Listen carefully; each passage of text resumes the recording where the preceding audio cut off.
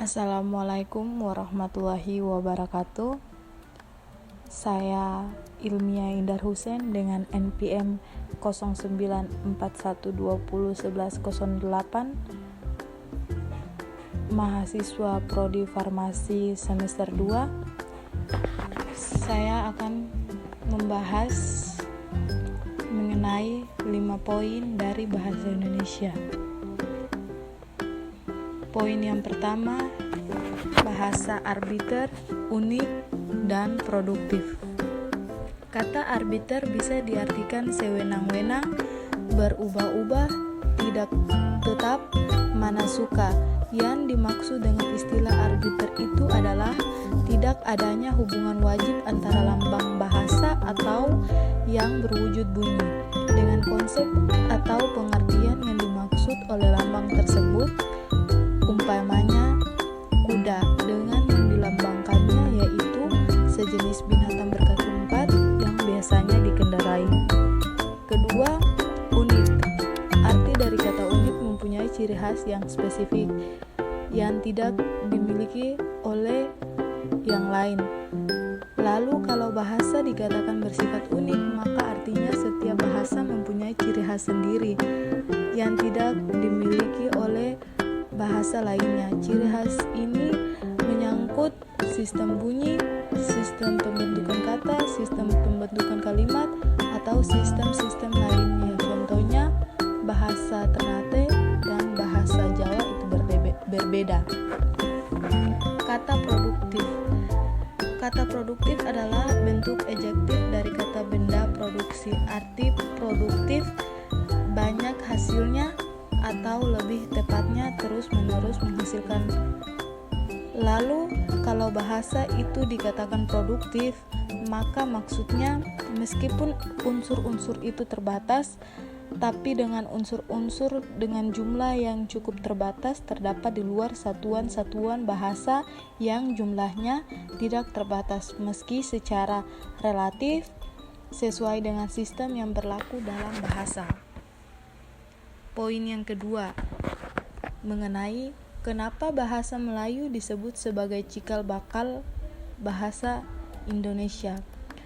Karena bahasa Melayu diangkat menjadi bahasa persatuan di Indonesia pada 28 Oktober 1928 dalam peristiwa yang disebut Sumpah Pemuda. Namun, bahasa Melayu dipilih sebagai bahasa Indonesia karena bahasa ini sudah menjadi lingual franca atau bahasa pengantar di wilayah Indonesia dan Asia Tenggara sejak ribuan tahun. Yang ketiga yaitu kedudukan dan fungsi bahasa Indonesia. Kedudukan terbagi menjadi dua. Yang pertama, bahasa Indonesia sebagai bahasa nasional. Yang kedua, bahasa Indonesia sebagai bahasa negara.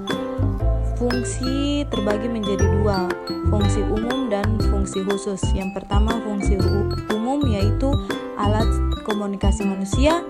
Fungsi khusus yaitu sesuai tujuan, fatik, konatif, emotif, kultural, politis, edukatif, mengatur diri, mengatur orang lain, interaksi, adaptasi, sosial, dan lain-lain.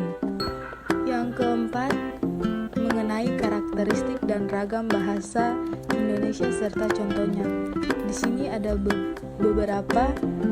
Yang pertama, ragam bahasa berdasarkan media terbagi menjadi dua. Ragam lisan, contohnya sudah saya baca buku itu. Ragam tulis, contohnya saya mudah membaca buku itu. Yang kedua, ragam bahasa Indonesia berdasarkan topik pembicaraan, yaitu ragam dialek, contohnya gua udah baca buku itu. Dan yang terakhir, ragam bahasa Indonesia baku dan tidak baku. Baku, contohnya cantik sekali, tidak baku, contohnya cantik banget. Dan yang kelima yaitu hiperkorek, pleonasme, dan kontaminasi dalam kesalahan umum bahasa Indonesia. Yang pertama yaitu hiperkorek. Hiperkorek adalah kesalahan bahasa karena membetulkan bentuk yang sudah benar sehingga menjadi salah. Contoh, utang itu betul, menjadi hutang itu hiperkorek. Yang kedua, pleonasme. Pleonasme adalah kesalahan berbahasa karena kelebihan dalam pemakaian kata yang sebenarnya tidak diperlukan. Contohnya, zaman dahulu itu benar, zaman dahulu kala itu pleonasme. Yang ketiga, kontaminasi. Istilah kontaminasi dipungut dari bahasa Inggris contamination atau pencemaran dalam ilmu bahasa. Kata itu diterjemahkan dengan keracunan. Racun artinya kacau dan keracunan artinya kekacauan. Yang dimaksud kacau ialah susunan unsur bahasa yang tidak tepat seperti morfem dan kata. Morfem-morfem yang salah disusun menimbulkan kata yang salah bentuk. Contohnya, kadangkala itu kontaminasi, berulang-ulang itu benar. Itu saja yang dapat saya sampaikan. Kurang dan lebihnya saya mohon maaf. Wabillahi taufiq walhidayah. Wassalamualaikum warahmatullahi wabarakatuh.